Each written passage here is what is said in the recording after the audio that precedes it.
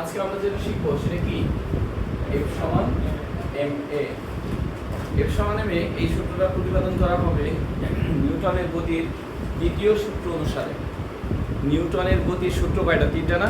তার মধ্যে দ্বিতীয় সূত্র প্রয়োগ করে আমরা এটা প্রতিপাদন করব। আসো এটা প্রতিপাদন করা যায়, দেখা যাবে।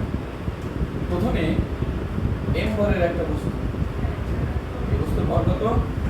m ভরের একটা বস্তু u আদিবেগ নিয়ে সুসমতলনে t সময় চলে এইখানে আসলো, অর্থাৎ এখানে আসার পর তার বেগ হলো কত? v। বুঝা গেছে কথা?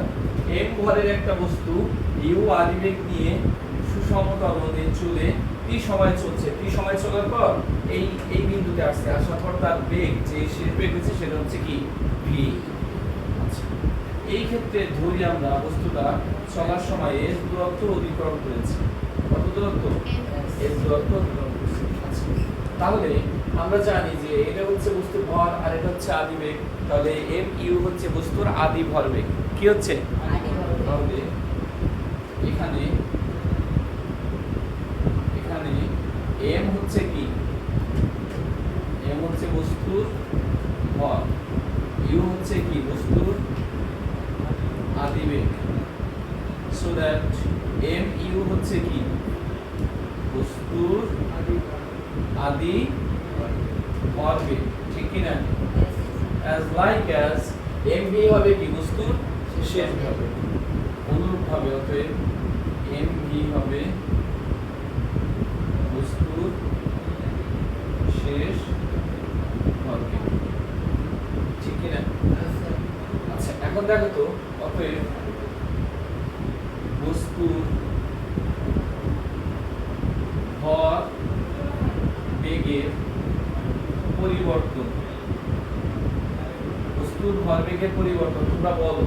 যখন m ভরের একটা বস্তু u আদিবেগ দিয়ে শুরু করছে, স্থির অবস্থা u সমান কত? স্থির অবস্থা u সমান কি হয়? 0 হয়। তাহলে এই mu যদি m 5 কেজি হয় কিন্তু আদিবেগ u 0 হয়, তাহলে কি হয়ে যাবে? 0 হয়ে যাবে। কিন্তু এখানে তো একটা বেগ থাকবে, সুতরাং mv এর মান কি বড় নয়? mu এর মান বড়, mv এর মান বড়। তাহলে বস্তুর ভরবেগের পরিবর্তন কত হবে? mv minus mu। কথা বোঝা গেছে? ওকে, অতএব বস্তুর ভরবেগের পরিবর্তনের হার, আমরা জানি ফিজিক্সে হার মানে যখনই হার তখন কি হয়? সময় দ্বারা ভাগ হয়। তাহলে mv minus mu by t। আমি যদি উপর থেকে m কমন নেই, দেখো তো v minus u by t হয় কিনা? এখন কোন নির্দিষ্ট দিকে সময়ের সাথে বেগের পরিবর্তনের হারকে কি বলে? ত্বরণ। পারিপার্শ্বিক অবস্থার সাপেক্ষে বেগের পরিবর্তনের হারকে কি বলে?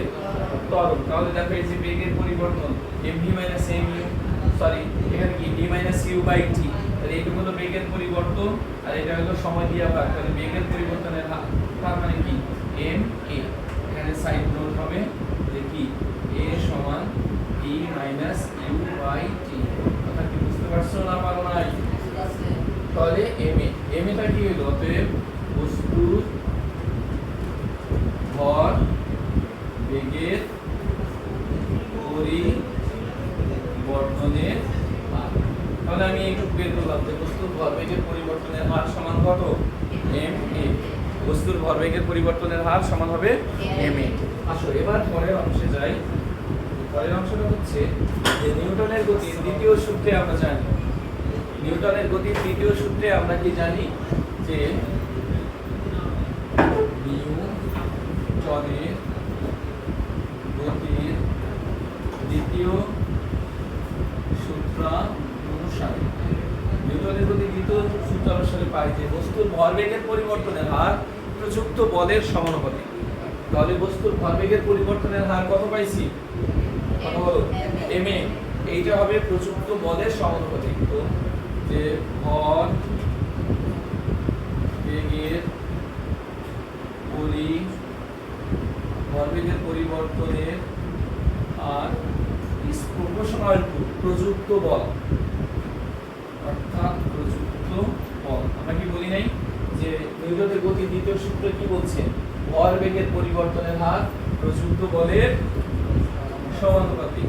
এখন তাহলে ভরবেগের পরিবর্তনের হারটুকু আমার কত?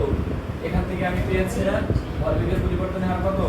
ma is proportional প্রযুক্ত বল, এক্ষেত্রে প্রযুক্ত বল ধরি F, অর্থাৎ এই বস্তু যে গতিশীল হয়েছিল কোন বলে হয়েছিল? F বলে হয়েছিল। এখন বা ma সমান kF, এখানে k হচ্ছে কি? k সমানুপাতিক ধ্রুবক, k হচ্ছে একটা সমানুপাতিক ধ্রুবক। এটাকে তুমি চাইলে এক নং সমীকরণ দিতে পারো, এক নং সমীকরণ দিলাম। এখন ধরো এখানে আমার যে ভ্যালুগুলো আছে, কি ভ্যালু আছে? যে যদি এই যে m বস্তুর ভর, এখানে আমি যে ভর নিয়েছিলাম, বস্তু নিয়েছিলাম, এই বস্তুর ভর যদি 1 কেজি হয়, কয় কেজি হয়? m সমান 1 কেজি।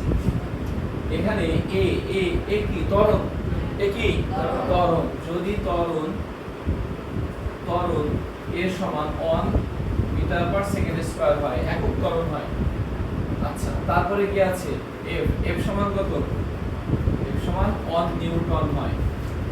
তাহলে যদি বস্তুর ভর হয় 1 কেজি আর প্রযুক্ত বল হয় 1 নিউটন এবং ত্বরণ হয় কত? 1 মিটার পার সেকেন্ড স্কয়ার, তাহলে এই মানগুলো যদি এক নং সমীকরণ, অর্থাৎ এক নং সমীকরণ থেকে আমি তাহলে কি পাই? আমি পাই ma সমান kF, অতএব m এর মান কত?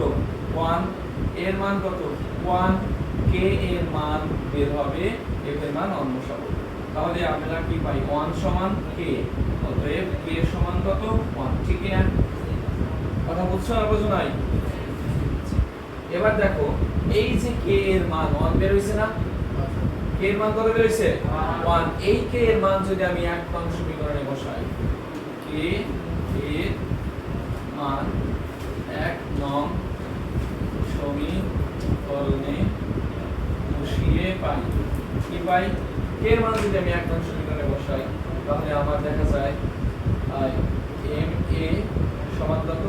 kF, বা ma সমান k এর মান কত পাইছি? 1, তাহলে 1 into f, so that ma সমান f, অতএব উল্টাই দিলে কি হবে?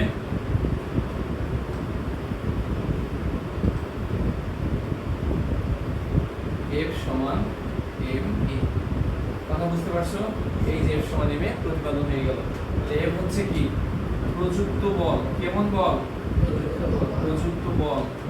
আর m কি? বস্তুর, m হচ্ছে বস্তুর ভর, ইনটু a হচ্ছে কি? ত্বরণ। কথা বোঝা গেছে? তাহলে আমরা যদি এটা স্টোরিটা দেখি, মোরাল অফ দ্য স্টোরি কি?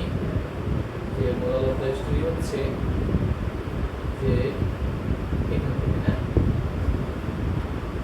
আবার বুঝিয়ে দিই যে m ভরের একটা বস্তু u আদিবেগ নিয়ে সুষম ত্বরণে t সময় চলে শেষ বেগ v প্রাপ্ত হলো।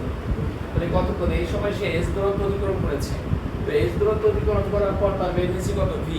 আচ্ছা, তাহলে আমরা দেখি এখানে m হচ্ছে বস্তুর ভর, u হচ্ছে আদিবেগ, তারপরে হচ্ছে v হচ্ছে শেষ বেগ, তাহলে mu হবে বস্তুর আদি ভরবেগ, বস্তুর ভর ইনটু আদিবেগের গুণফল হচ্ছে আদি ভরবেগ, বস্তুর ভর ইনটু শেষ বেগের গুণফল হচ্ছে কি?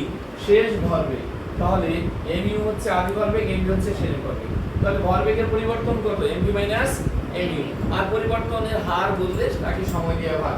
তাহলে আমরা দেখলাম যে ভরবেগের পরিবর্তনের হারকে সময় বের করলাম। এরপর এখান থেকে m কমন নাও, m কমন নিলে কি হয়? v minus u by t।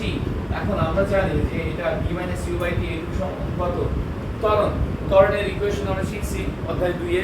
আচ্ছা, তাহলে আমি পাইলাম যে ভরবেগের পরিবর্তনের হার সমান m। এখন নিউটনের গতি দ্বিতীয় সূত্রে আমরা বলি, সূত্রটা হলো বস্তুর ভরবেগের পরিবর্তনের হার প্রযুক্ত বলের সমানুপাতিক। বল যেদিকে ক্রিয়া করে বস্তুর ভরবেগের পরিবর্তন সেই দিকে সংঘটিত হয়। এটা হলো নিউটনস সেকেন্ড ল। তাহলে এই যে বলছে বস্তুর ভরবেগের পরিবর্তনের হার প্রযুক্ত বলের সমানুপাতিক, তাহলে এটা প্রযুক্ত বল আর এটা হলো কি? ইজ প্রপোর্শনাল টু, মানে সমানুপাতিক সাইন। তাহলে এই প্রযুক্ত এই যে ভরবেগের পরিবর্তনের হার সমান হলো ma প্রযুক্ত বল f তাহলে এরপরে আমি এই সমানুপাতিক উঠিয়ে সমান চিহ্ন ব্যবহার করে একটা সমানুপাতিক কনস্ট্যান্ট বসাইছি। আচ্ছা, সেই কনস্ট্যান্ট বসানোর পর এবার আমি দেখলাম যে একক ভরের বস্তুর জন্য বস্তুর ভর কত, একক ভর মানে 1 কেজি, ওই বস্তুর ভর যদি 1 কেজি হয় এবং প্রযুক্ত ত্বরণ যদি সৃষ্ট ত্বরণ যদি কত হয় 1 মিটার পার সেকেন্ড স্কয়ার হয় এবং প্রযুক্ত বল যদি F সমান 1 নিউটন হয়, এই মানগুলো যদি আমি এই সমীকরণে বসাই তাহলে আমার k এর একটা ভ্যালু বের হয় কি না? k এর মান 1।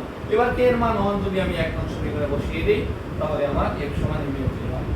m হচ্ছে প্রযুক্ত বল আর m হচ্ছে বস্তুর ভর আর a হচ্ছে ত্বরণ। আমরা কি বুঝতে পারছি? সহজ বিষয়। Thank you.